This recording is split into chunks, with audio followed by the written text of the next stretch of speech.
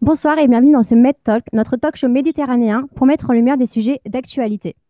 Ces émissions mensuelles accueillent des artistes, des militants, des journalistes et des experts de différents pays du pourtour méditerranéen dans l'objectif de créer un dialogue autour de ces différentes questions et d'offrir des regards croisés depuis un point de vue local sur des expériences partagées. Ce Med Talk est spécial car il s'inscrit dans nos journées de l'engagement citoyen, autrement dit notre festival AJCM qui est semi-digital et qui durera 3 jours. Du coup, Amal, toi, peut-être, tu pourrais nous dire un petit peu ce que tu fais, l'association sur laquelle tu travailles. ADL, il me semble, tu peux nous la présenter? Ok. On disait qu'elle soit actrice, qu'elle participe dans sa société, euh, aussi à savoir qu'elle soit présente dans les scènes politiques et publiques, qu'elle partage le contexte, l'expérience et qu'elle soit autonome. Et là, c'est le sujet qu'on traite aujourd'hui. Et je pense que l'importance de l'éducation, tout d'abord, comme base, c'est elle qui est une base, comme je disais, de la construction d'une personne qui participe, d'une personne actrice. Et là, j'aimerais bien que Asma nous parle un petit peu aussi sur la participation politique de la femme, son importance et son rôle dans la société. Asma, tu es avec nous? Bonsoir, Asma. Vous m'entendez? Oui, oui, oui. On Bonsoir. t'entend Vous super. m'entendez? Donc, mon intervention, elle portera sur la participation publique et politique des femmes au Maroc, également sur l'accès à l'éducation et le rôle de l'État et de la participation des femmes dans le développement du pays. Oui, oui. Comme vous savez, donc la promotion de la participation publique et politique des femmes, elle est cruciale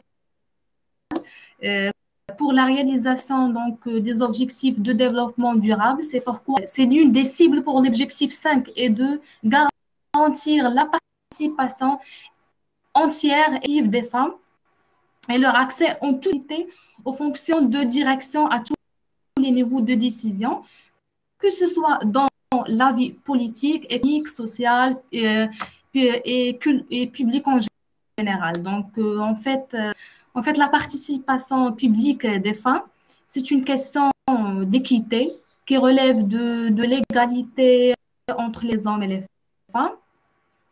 Donc, c'est ce qui va bien sûr leur permettre de prendre part à la gouvernance et de peser sur les décisions donc, qui affectent leur vie, leur communauté. Donc, et comme vous savez, donc, la moitié de la population dans la plupart des pays et l'éduque en surcroît donc l'autre moitié, ce qui fait qu'elles doivent être présentes en nombre égal dans la vie publique et de prendre part équitablement aux décisions qui, d'une manière ou d'une autre, les concernent. Vous entendez? Oui, oui, Oui, oui. on t'entend très bien. Oui, mais on Asma. t'entend bien, Asma. Merci. Oui. Et je rejoins l'idée de Asma et j'aimerais bien un petit peu revenir aux origines. Si on parle de la participation, c'est qu'on parle d'une personne qui est instruite, qui avait accès à l'éducation, qui avait accès à tous ces droits pour qu'elle soit une personne et qu'elle ait sa qualité de citoyenne. Comme ça, elle pourra participer non seulement à ce qui est politique, mais aussi elle aura son indépendance, ce qui sera d'une part qu'elle mènera à un changement dans la société, elle représente la moitié de la société, et de l'autre part parce qu'elle va être capable de faire son autosatisfaction, de ne pas sombrer dans le désespoir, dans la violence, dans tout ce qui peut l'empêcher de mener le changement justement qu'on parlait, que expliquait Asma. Si vous avez des questions, sinon on peut... Je peux également ajouter un mail que dans le cas du Maroc, donc la constitution marocaine, presque de 18 dispositions spécifiques aux droits des femmes, notamment, on trouve notamment par exemple l'article 19. C'est un article qui traite donc l'égalité et la parité entre les femmes et les hommes. Donc cet article, il stipule que la femme et l'homme jouissent à égalité de droits et libertés à caractère civil, politique, économique, social, culturel et environnemental. Et en parallèle des dispositions donc, constitutionnelles au Maroc, ces derniers, donc, ils sont renforcés par des mécanismes institutionnels qui appellent au respect des droits humains, en particulier les droits donc, des femmes.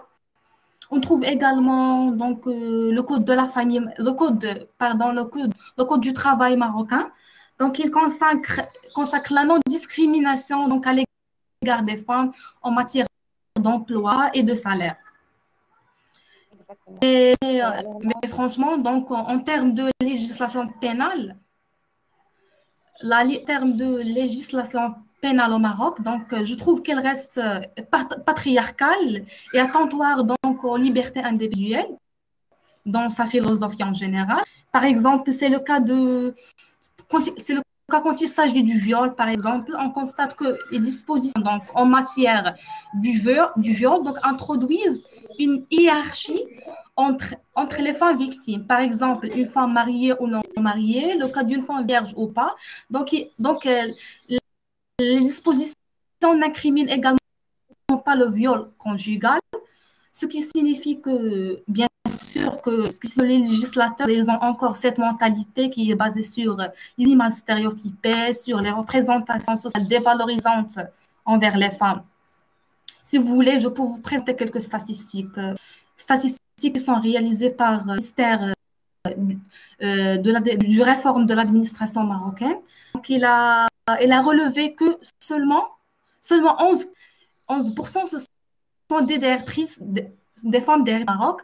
Seulement 11% des femmes, ce sont des chefs de division. Seulement 16% au Maroc sont des femmes ambassadrices. Et en ce qui concerne donc, la participation politique des femmes au Maroc, donc seuls sur 395 parlementaires, on trouve seulement 67 femmes qui ont été élues. Donc, imaginez un nombre de 315, on trouve seulement 67 femmes, des femmes élues. Et sur les 14 membres du bureau du Parlement, on trouve seulement 4 femmes qui sont en fait qui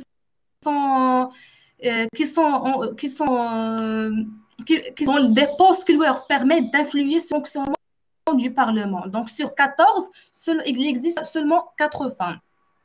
Donc, ce qui fait que autant de raisons pour se pencher sur la représentation politique et publique des femmes qui est bien sûr est liée et causée par plusieurs structurelles, comme par exemple donc, les barrières socioculturelles qui perpétuent donc, les stéréotypes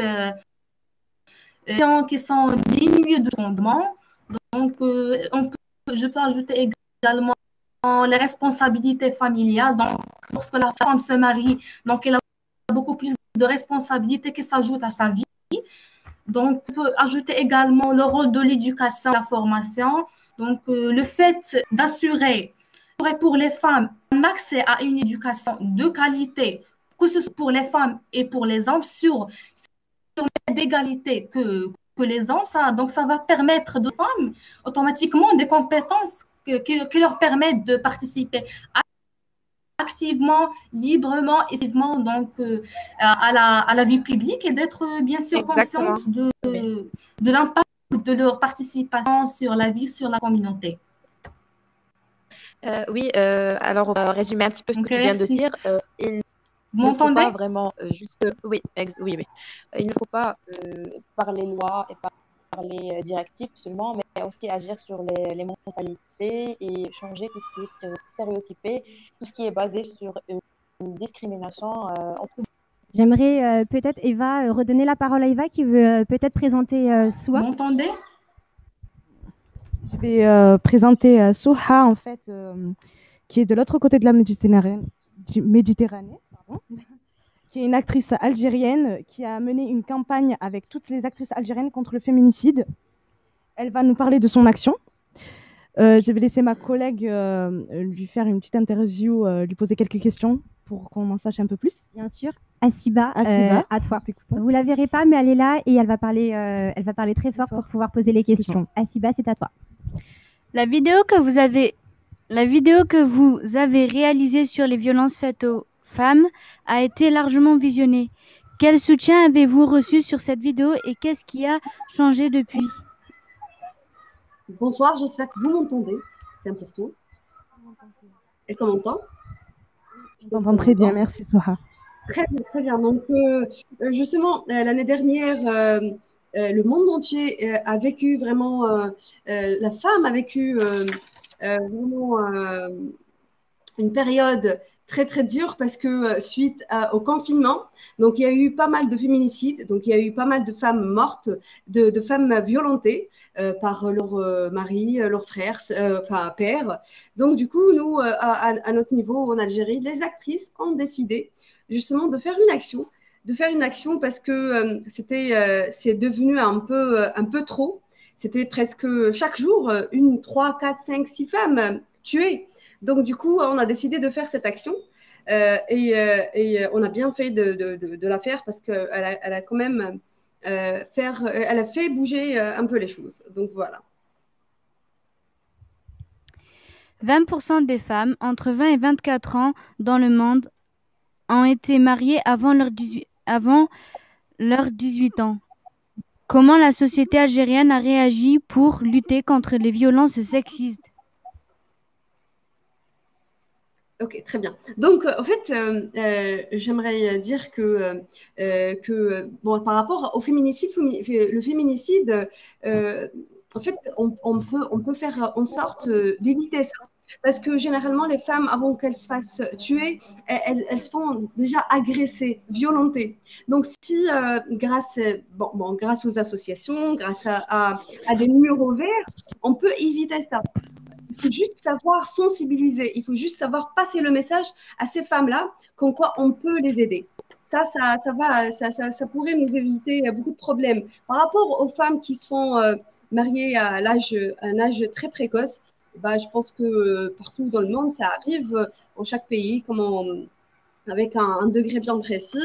Malheureusement, chez nous, on a toujours ce problème. Et 20%, je pense que c'est un peu plus, mais beaucoup plus dans dans les petits villages et tout.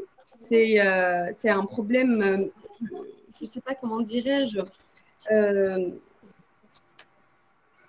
Pour l'éviter, c'est pas évident, mais tout a un lien avec l'éducation. En fait, tout a un lien avec l'éducation, tout a un lien avec la communication. Et la femme, le problème de la femme, c'est qu'elle a peur, elle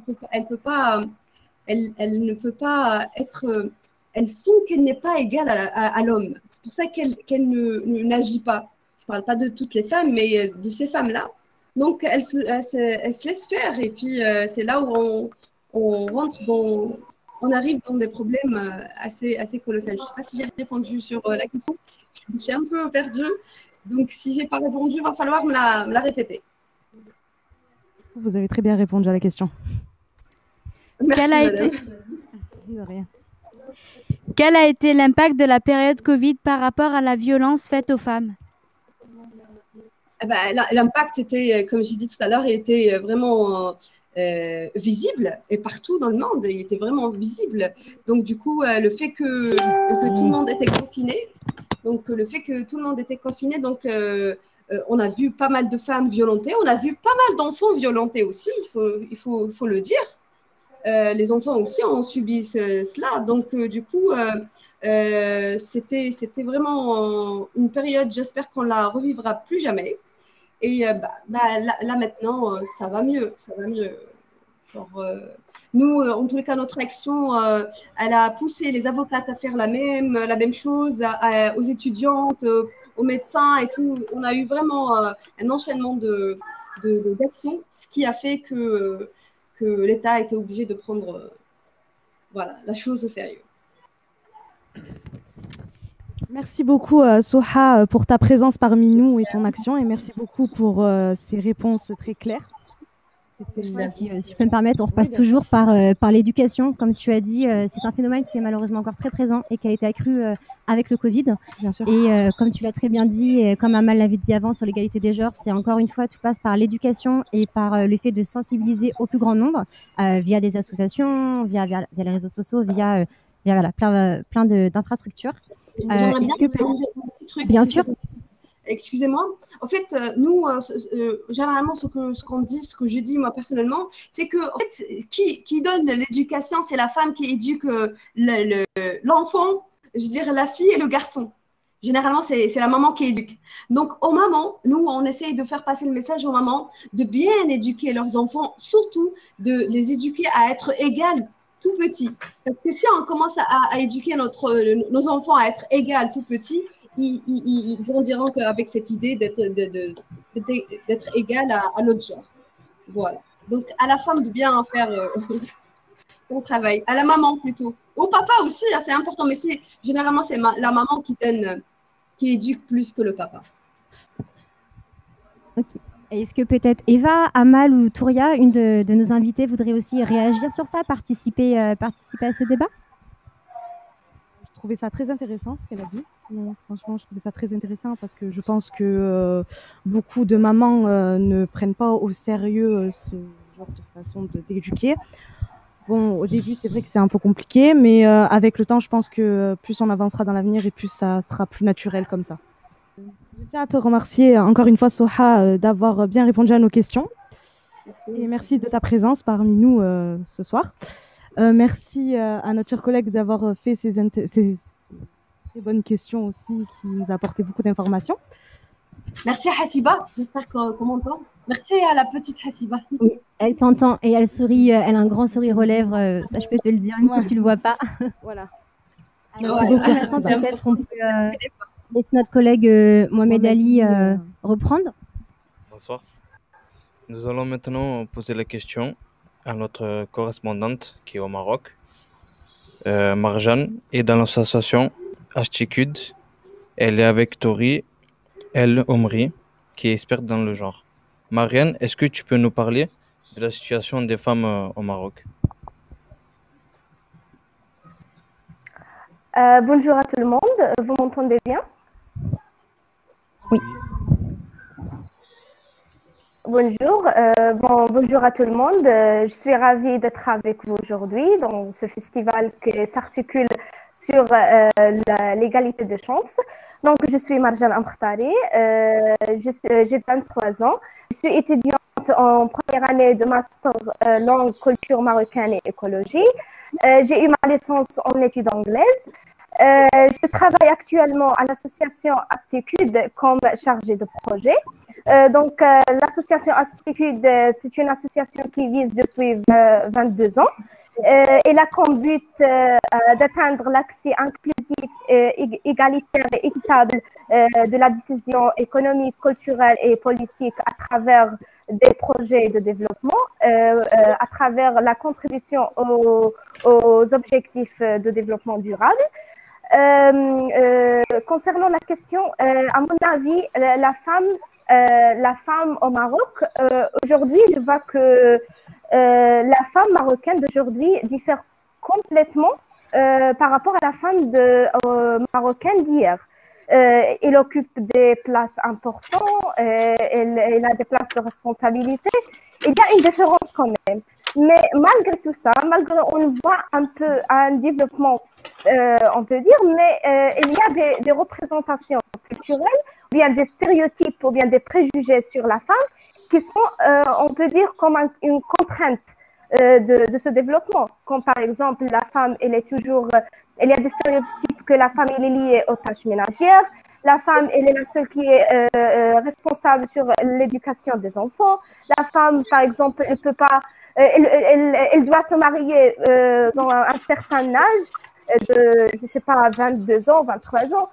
La femme, elle ne peut pas dépasser certaines heures dehors. Donc, il y a des représentations culturelles qu'on va voir avec un invité que j'ai le plaisir de vous présenter, mon invité Touria El Omri, qui est experte en genre.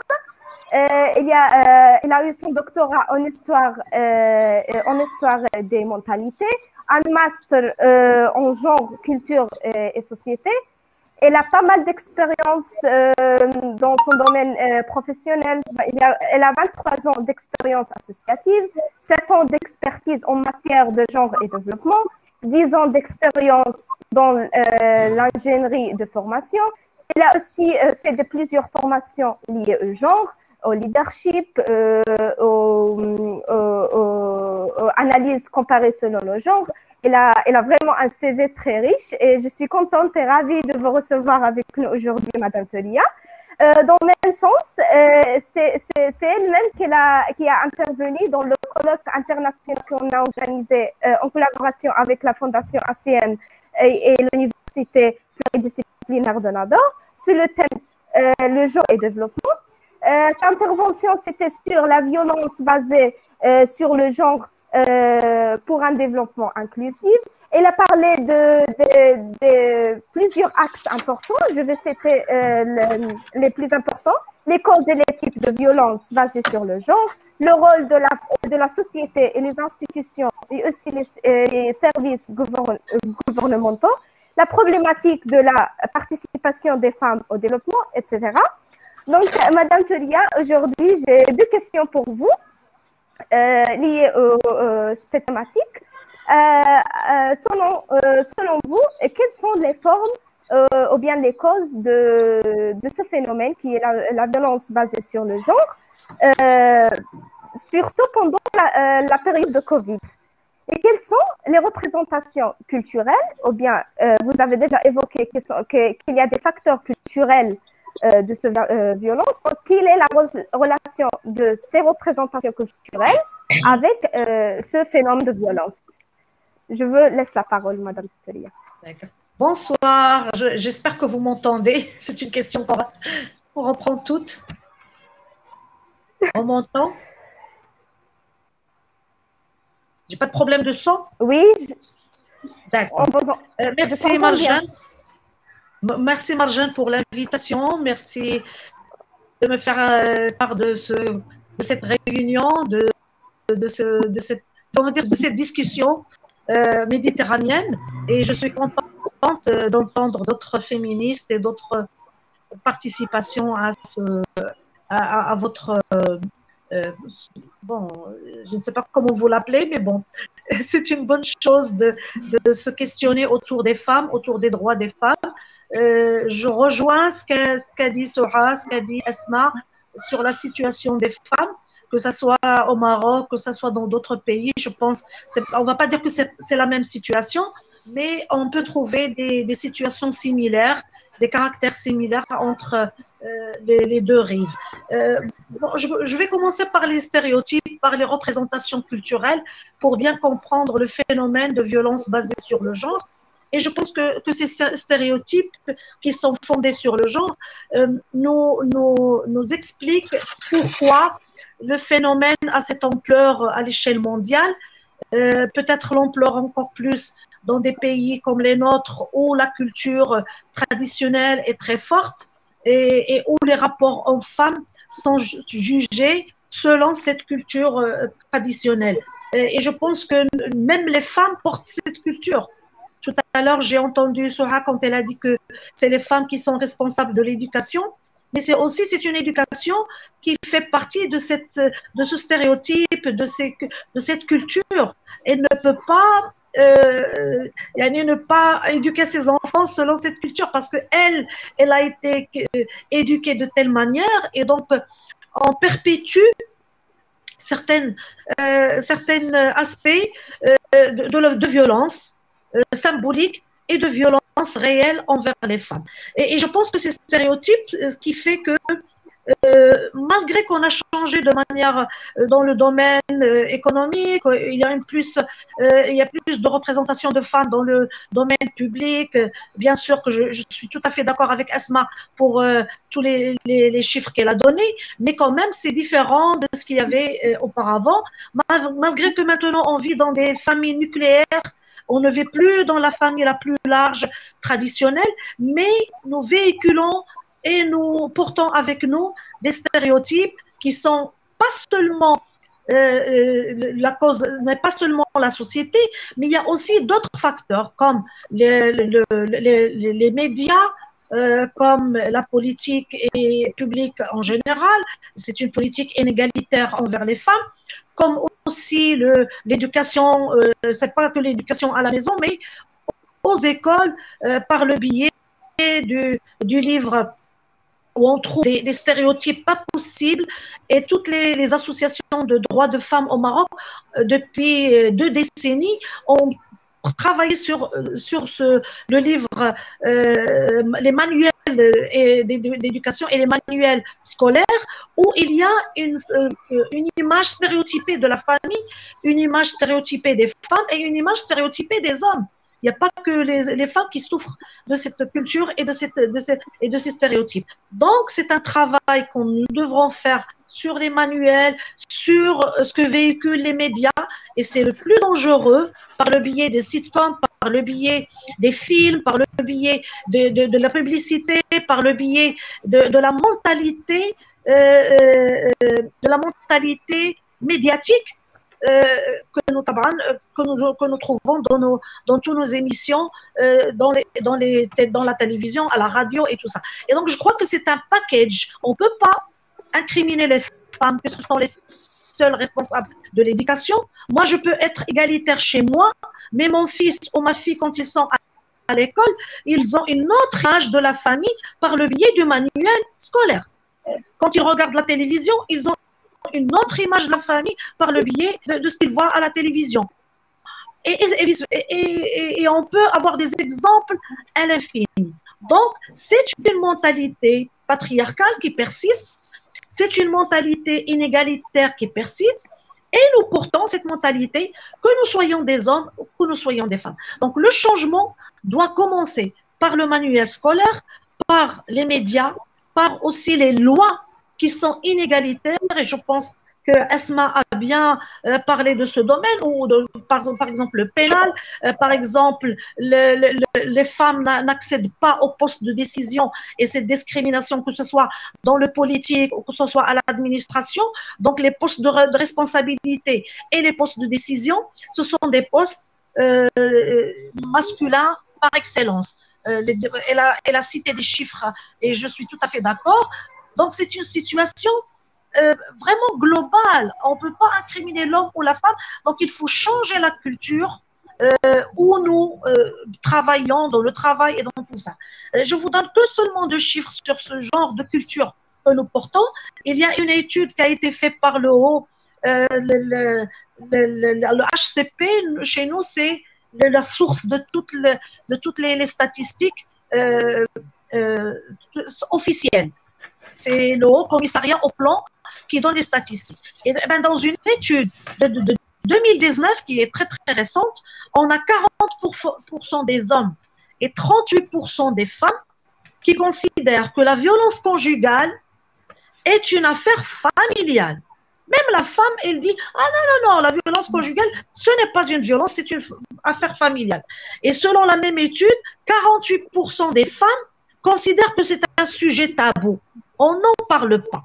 Et là, je vous donne une image des stéréotypes, une image de la culture que nous portons. Ce n'est pas parce qu'on est des femmes qu'on est, par exemple, indépendante et on ne réfléchit pas. Non, non, non, non. On est éduqués comme tels.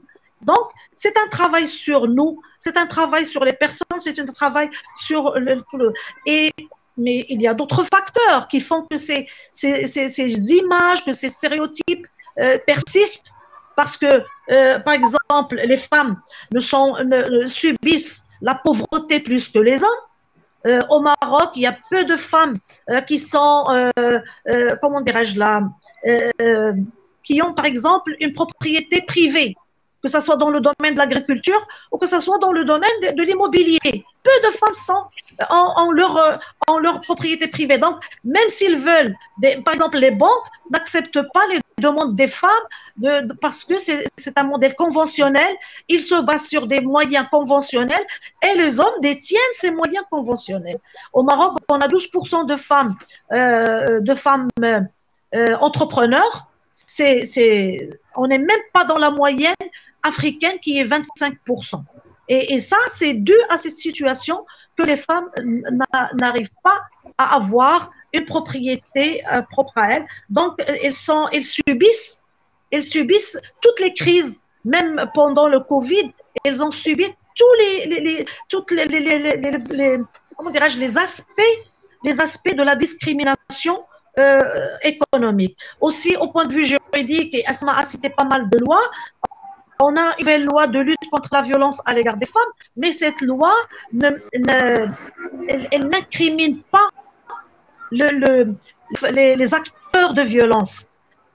Elle n'incrimine pas toutes les formes de violence.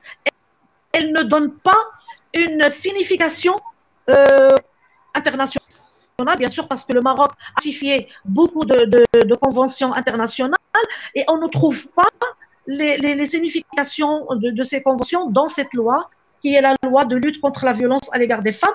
Donc, les retombées de la loi ne sont pas aussi extraordinaires. Donc, il y a toujours le problème et l'ampleur de la violence, surtout pendant le Covid-19. Et je pense que Soha, on a bien parlé. On a subi la même chose. Le chiffre des associations qui ont travaillé pendant le confinement, c'est presque 33% des femmes ont subi une violence et 90% c'était des violences conjugales. Donc, parce que les gens ont été enfermés et l'ampleur était vraiment très... bon, si vous ne m'arrêtez pas, je ne vais pas arrêter de parler parce que... Non, mais c'est vrai que t'es parti sur une belle lancée, mais en tout cas, c'est très intéressant ce que tu dis. Tu apportes en même temps des chiffres. Voilà, on explore en plus tous les côtés. On voit le côté pénal, l'éducation. Et en tout cas, voilà, c'est très intéressant, Touria. Merci pour ton intervention. Et justement, pour rester sur... tu as en même temps parlé des problèmes et tu as en même temps parlé des solutions. Et maintenant, on aimerait quand même faire un focus un peu plus sur les solutions. Et pour ça, j'aimerais laisser la parole à mon collègue Mohamed Ali, qui va introduire quelqu'un pour nous parler un peu plus des solutions, des différentes solutions possibles contre justement cette inégalité des genres. Mohamed Ali. Du coup, merci beaucoup Marjane et Touria pour cette présentation très riche et très intéressante. Du coup, on va faire rentrer Anthony, notre collègue. Bonsoir. Bonsoir Anthony. Bonsoir, Alors, Anthony. je me présente, donc je suis Anthony, je suis un jeune de la mission locale. Donc, et j'ai aussi travaillé avec le CIDFF et je vais vous présenter donc l'association. Donc, les CIDFF sont des associations en France d'aide juridique pour les femmes, les hommes et la famille. Ouvertes à tout le monde, leur mission principale est d'aider et d'accueillir les victimes de violences. En région PACA, les CIDFF ont lancé une campagne de prévention à destination des jeunes, nommée #violence je te quitte. Cette campagne est composée de mini-BD qui mettent en lumière les violences liées au genre. La première campagne portait sur les violences au sein du couple. Comme elle a eu un très grand succès, les CIDFF ont décidé de faire une deuxième édition en prenant des thématiques plus larges, les violences sexistes.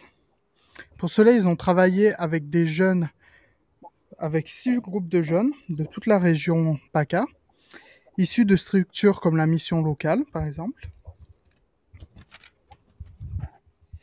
Et nous avons donc imaginé et écrit des scénarios qui ensuite ont pris vie grâce au dessin de la talentueuse Lillison, qui est une dessinatrice professionnelle basée à Marseille.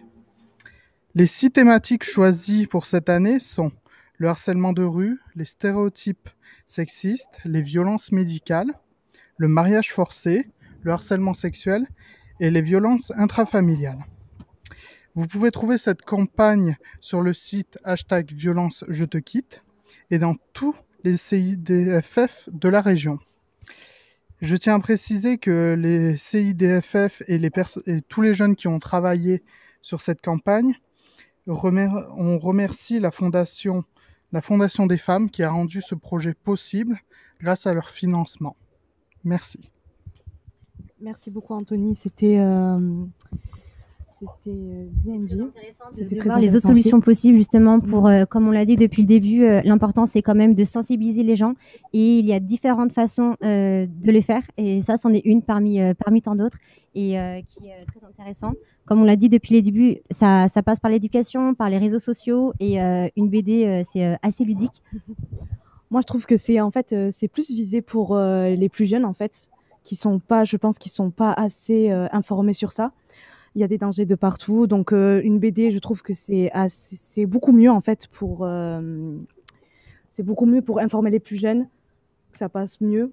Donc voilà, c'est Plus attrayant, voilà. plus attrayant pour eux. Peut-être Amal ou d'autres intervenantes, vous avez aussi peut-être d'autres idées de solutions, d'autres façons de pouvoir sensibiliser la société à ce problème? Est-ce que vous m'entendez? Alors, ici, j'aimerais bien mettre une petite réflexion. Ça serait une solution qui est vraiment magique là. Si on se prend pour des personnes qui ne sont pas seulement consommateurs. Là, avant de consommer une idée, avant de consommer une pensée, avant de accepter ou bien se baser sur nos intuitions, il faut se poser la question pourquoi cette chose est là, pourquoi elle est présente, pourquoi elle persiste. Je vous donne un petit exemple. Là, on parle de l'éducation comme chose importante dans l'instruction de l'enfant. Mais on ne parle pas vraiment du contenu de l'éducation. Je vous donne un exemple du manuel marocain. Et ce sont les années primaires qui reçoivent l'éducation avec ce contenu. L'exemple est là. Et on fait apprendre à nos enfants ces phrases.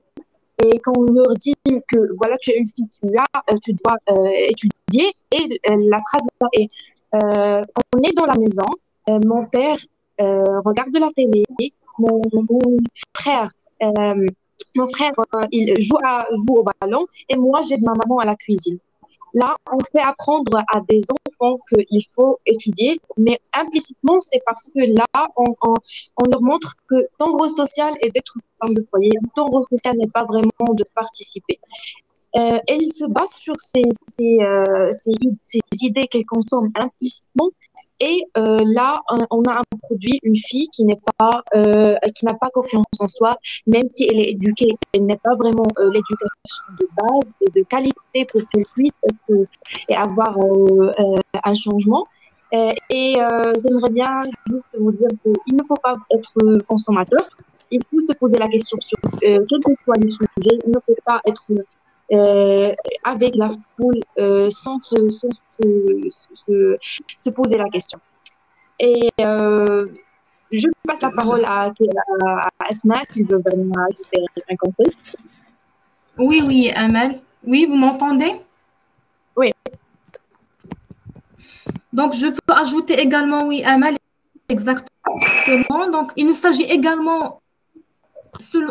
pas seulement des lois, mais bien de les accompagner avec tout un travail de changement de mentalité, de perception sociale, de changement de la triarcale qui privilégie donc la place de l'homme et qui donne à l'homme de supériorité, à la femme une place de subordination. Il faut également donc remettre en question notre manière d'éduquer les hommes et les femmes, donc c'est-à-dire la socialisation chez les femmes que la place de la femme est dans la maison. Donc, on va remettre en question cette façon, bien cette manière de faire éduquer nos enfants, quels que soient les filles ou garçons. Donc, il peut également donc mener des campagnes de sensibilisation, de conscientisation qui visent donc renforcer, que ce soit chez les hommes que les femmes, sur leur rôle dans la vie publique, dans le développement de leur pays, donc la place de la femme à la maison, mais elle a également un rôle production de la société et un rôle communautaire. Merci. Merci Amal et Asma pour cette prestation très intéressante, effectivement. On voit que parfois la participation publique des femmes peut empêcher, notamment au niveau de l'emploi. Oui, exactement. Et j'aimerais bien remercier tous les intervenants parce que là, on fait une complémentarité.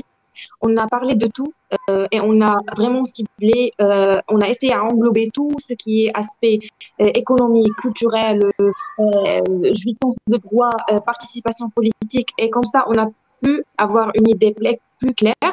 Et pourquoi pas, cela motivera d'autres jeunes à être plus actifs, à penser un petit peu, à mener un changement, que ce soit en commençant par eux-mêmes et par l'instauration dans leur inconscience de la non-discrimination, parce que là, ça doit être la norme, et par mener un changement dans la société en incitant d'autres jeunes à participer dans dans la sensibilisation, comme vient de dire Asma, sinon à mener des initiatives comme la vôtre à la GCM.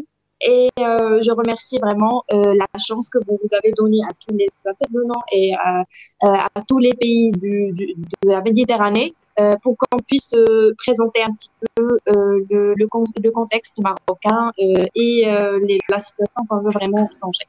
Et ça nous tient encore. Merci. Merci Amal. C'est vrai que ensemble, c'est pour ça que ce discours méditerranéen et ce dialogue est important. Ça permet de voir les différences, mais aussi les points communs entre nos pays. Et peut-être qu'ensemble, avec ces différents dialogues, on peut apporter des solutions communes à tous.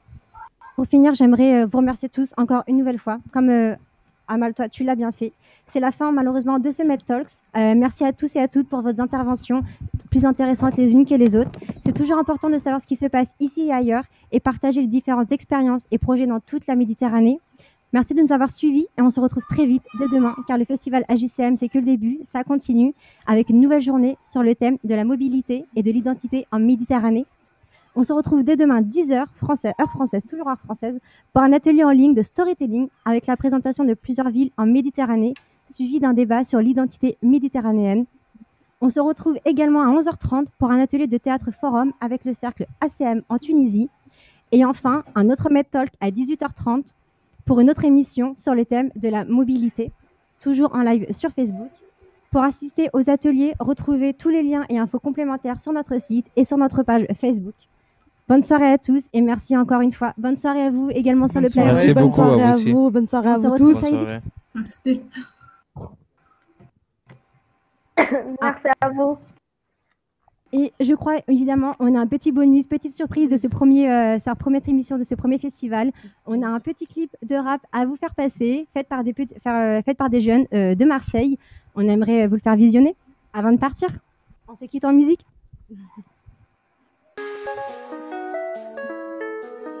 Damn, Richie.